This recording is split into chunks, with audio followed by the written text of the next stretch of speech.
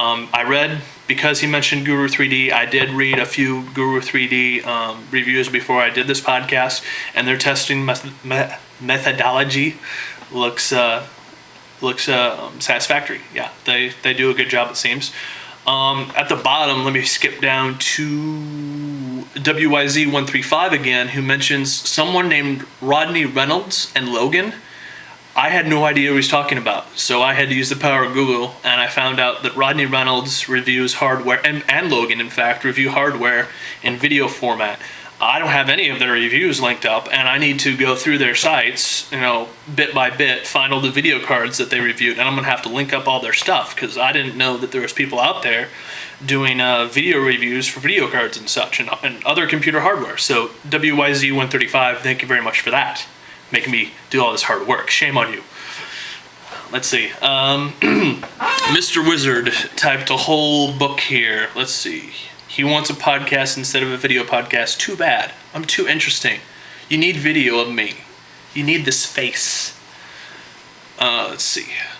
What's my POV on NVIDIA using SL? Oh, he wants to know how I feel about them going with the GX2 type of thing with the two PCBs. I've kind of already touched on that. Not a big fan. I guess it's what they decided they had to do. Instead of designing something new that could perform better than an 8800 GTX, we'll put two cores on two PCBs, and we'll put the card out there, and we'll reclaim the crown of the best performing graphics card and most expensive. So, well, yeah, I'm not too into that. And he'd like to know anything I know about the RV770 and the GT200. I looked around a little bit, and there's not too much information out there. I don't have any personal information for any more than anyone else on the internet has, except for that I did get a remark from a Firaxis employee that I will not disclose his name, who told me that NVIDIA is very psyched about their next line of graphics cards after the 9000 series. They're saying it's going to be all cooled and everything, and so it's going to... they said that you're going to be able to play, the hardest games out there, like Crysis, at the highest resolutions you want, with everything maxed out, and everything will be cool. So they're apparently very into their next series that they're going to be putting out. The DDR5 on the RV700 series, it's very fast. Wow. I mean, the RAM speeds on that. Let me take a look at the RAM speeds for the fastest one. 4870. We have a page already up for it on this, some specs that were leaked, and we're hoping they're correct. We'll change them if they're not. But the memory clock on this is 1935 before you double it. So 1935 megahertz before you double it. That's 3870 megahertz DDR. That GDR5 stuff is fast, but will the latency be okay on this new memory? Do they have the latency issues figured out? We won't know until we start getting test data about that stuff. So, yeah, unfortunately, I don't have any inside info on the newest stuff. I wish I did. Syndicator also asks about the R700 and GT200. Sorry, already answered that question. And Avalanche wants to know what my thoughts are in Intel possibly entering the graphics market. They're not possibly entering it. They are going to enter it. I'm not scared. And I don't think NVIDIA should be either. They have the experience, they have the engineers, they have the employees that know what they're doing. They're excited. They're very excited about their 1000 series or whatever they're going to be doing. Intel will need to play catch up, and it probably will take several years from them to make a dent in the graphics card market. People are not used to Intel making graphics cards. They put crappy on-chip graphics onto their motherboards, and even though they have said that they're DirectX 10, people have put out reviews and have tried to play DirectX 10 games on their motherboards, integrated video chipset things, and the performance has been crappy. It's just terrible, even worse than an 8400, all right? Even worse than a 3450. So they're saying that you can play DirectX 10 games. Yeah, not so much, okay? They will be a factor, sure, later on. Maybe, I'm guessing 40 years? 3.5, 4 years.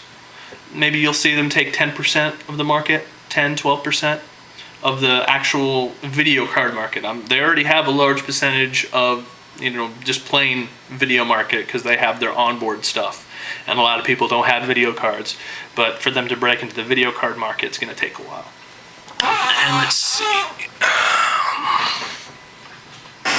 That's the answer. That's answering all those questions.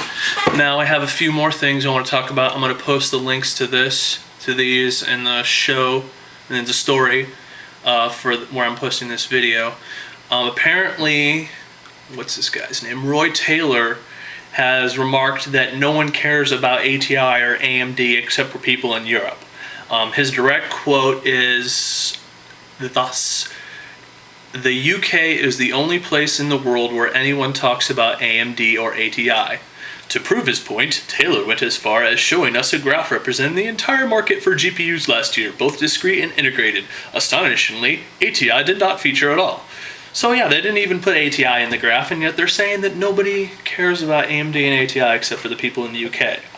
I have no idea why their spinster, apparently he's NVIDIA's spinster, would say things like this. It's only going to tarnish the image of NVIDIA. You don't need to go out and slander your competition. It's kind of a mistake if you ask me. I would say a lot of people in the United States care about AMD and ATI. A lot of people that view our site. I see you guys. You like AMD and ATI. I know it. Don't try to hide. So I'll link that up. It's kind of astonishing that he was actually said something like that publicly and wanted to be quoted, allowed them to quote him about it. Okay, time to talk about the EVGA precision tool. It is a Riva Tuner-like product. I assure you that the Riva Tuner people did not help them make it. A lot of people are like, the Riva Tuner guys must have helped them make this. It's so similar. And EVGA worked on it for a long time. They had the internal guys working on it. There was beta testers and everything. You can read their forums to learn a little bit of background on it. They have a main page up where if you have an EVGA card and you're a member on their site, you can go ahead and download it right now and try it out. And I did that today before I started this video podcast. I took my 8800 GTX, and from stock clocks, I was able to move it up to 600 on the core clock, 1458 on the shader, because you can unlink the shader with this, and I'll show you that, and 972 on the memory, up from 900. And I used 3D Mark 2006 to figure out when I was going too high on those clock frequencies. I got on the shader clock, when I had it too high, I got a little bit of green and red sparkling on the test with the fireflies through the forest, so I backed that down to 1458. I had it at like 1500 something. The stepping isn't one for one. Like I could try raising the shader clock to like 1470, but it would still be at 1458. You'd have to raise it to like 1505 or something, and then it would go up to the next step. It won't set it at each individual number. It doesn't do that. The same thing for the core clock. I have it set for 600. It's actually at 594. For me to go up any higher above 594, I'd have to set it to 612, and then it would actually be 612. So it's not, one for one thing. And that's some kind of limitation they have. When I tried to raise the core too much, when I tried to raise it from 594 to 612, 3D Mark actually quit, and my computer did an improper shutdown thing. So yeah, I backed down on that, back to 600. Let me turn the camera around and show you the precision tool here.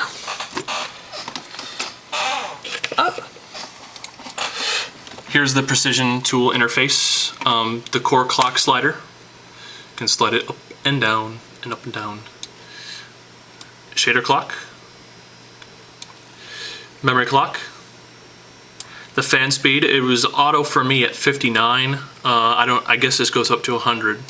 Yeah, it goes up to 100.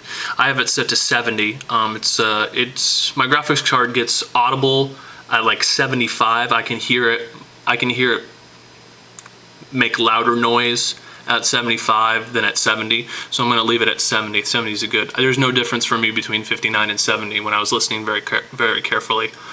Let's see, they have some properties here. Start with Windows. You can start the program with Windows. That's what that does. Start minimized, monitoring, hardware polling period. when you're playing games, it has an overlay that it puts in the top screen telling you your frames per second and whatnot.